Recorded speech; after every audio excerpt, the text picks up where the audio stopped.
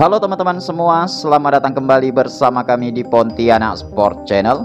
Ya, Timnas Indonesia dan Sintayong saat ini tengah berfokus berjuang untuk bisa lolos ke putaran final Piala Dunia 2026. Sedangkan dari sisi lain, negara-negara tetangga seperti Malaysia, Vietnam, dan Thailand justru disibukkan dengan persiapan turnamen Asian Cup yang dahulunya dikenal dengan sebutan Piala AFF.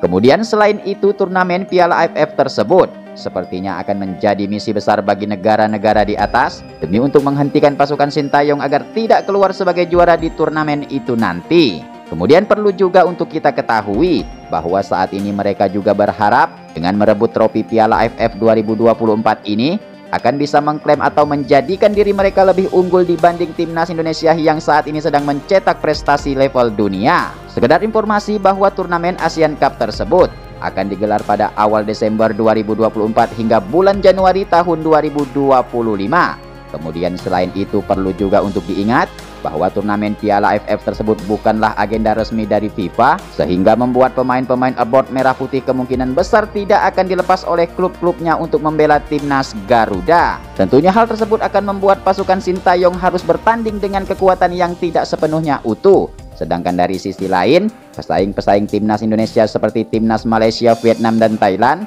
dipastikan akan menurunkan kekuatan penuh dikarenakan pemain-pemain mereka diketahui sebagian besar hanya berkompetisi di klub-klub lokal negara mereka masing-masing. Memang sejak era kepemimpinan Erick Thohir, timnas Indonesia sudah tidak lagi mementingkan kompetisi Asian Cup tersebut. Namun sepertinya berbeda kali ini.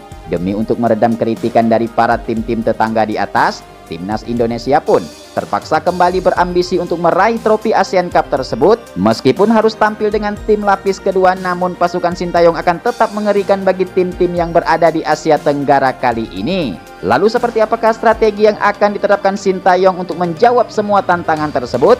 Berikut ini merupakan potensi line up yang akan digunakan Sintayong untuk mengarungi Asian Cup atau Piala AFF tahun 2024-2025.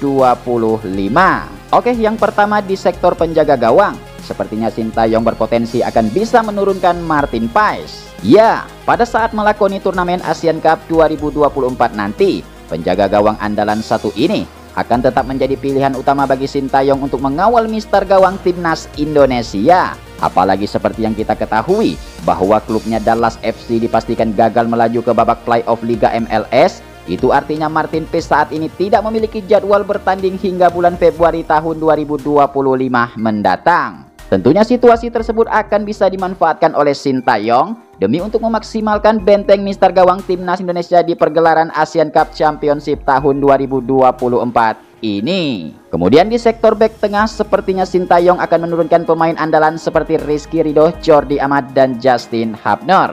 Ya, sejauh ini Rizky Ridho dikenal sebagai pemain yang memiliki kemampuan bertahan di atas rata-rata.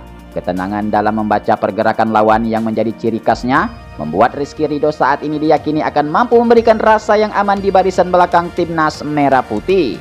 Kemudian khususnya Jordi Amat, selain memiliki segudang pengalaman, pemain milik Johor Darul Takzim 1 ini juga memiliki kemampuan khusus dalam membangun serangan dari lini bawah hingga menusuk ke jantung pertahanan lawan. Sedangkan dari sisi lain Justin Hubner tentunya tak perlu diragukan lagi. Selain memiliki tackle-tackle bersih, Justin Hubner juga berpotensi besar mendapatkan izin dari klubnya. Pasalnya sang pemain saat ini diketahui hanya bermain di tim U21 Wolverhampton FC di Premier League Liga Inggris. Kemudian selanjutnya untuk sektor kiri dan kanan, sepertinya Sintayong akan menurunkan Pratama Arhan dan Asnawi Mangku Alam. Ya, mengingat bahwa Piala AFF bukanlah agenda resmi dari FIFA, sepertinya kita harus melupakan nama-nama bintang seperti Kevin Dix, Sandy Walsh, dan Kelvin Pierdong, dikarenakan nama-nama besar tersebut dipastikan tidak akan dilepas oleh klubnya untuk membela timnas Indonesia. Untuk itu, dengan menurunkan Asnawi Mangku Alam akan menjadi pilihan yang tepat bagi Sintayong, mengingat pemain tersebut saat ini menjalani musim yang hebat bersama klubnya yaitu Port FC di negara Thailand. Sedangkan dari sisi lain Pratama Arhan juga akan menjadi solusi yang tepat, sekaligus juga bisa menjadi pembuktian bagi dirinya setelah sudah cukup lama tidak merumput bersama klubnya yaitu Slawon FC. Kemudian selanjutnya untuk sektor gelandang tengah, diprediksi Sintayong akan menurunkan dua nama seperti Nathan Juon dan Ivar Jenner.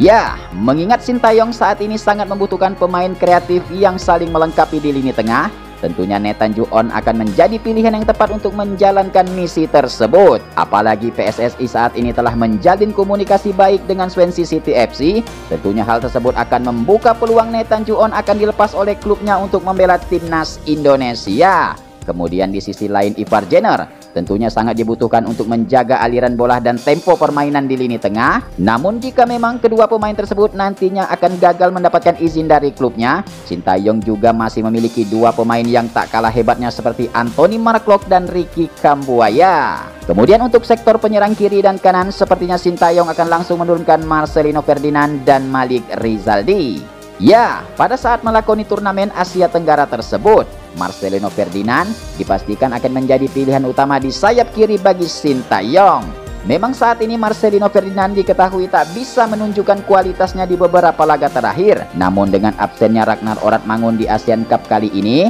membuat Marcelino Ferdinand akan mendapatkan kesempatan untuk mengembalikan performa terbaiknya dalam membela timnas Indonesia. Kemudian di sektor kanan yang diisi oleh Malik Rizaldi, sepertinya tak perlu diragukan lagi. Setelah menunjukkan kualitas terbaiknya di kualifikasi Piala Dunia kemarin, membuat dirinya saat ini mendapatkan perhatian lebih dari pelatih timnas Indonesia, yaitu Sintayong. Kemudian berikutnya di sektor ujung tombak, sepertinya Sintayong akan menurunkan pemain muda seperti Ramadan Sananta. Memang di kualifikasi Piala Dunia kemarin, pemain satu ini jarang sekali mendapatkan menit bermain dari Sintayong. Namun itu semua tak mampu menurunkan sikap keprofesionalannya sebagai pemain.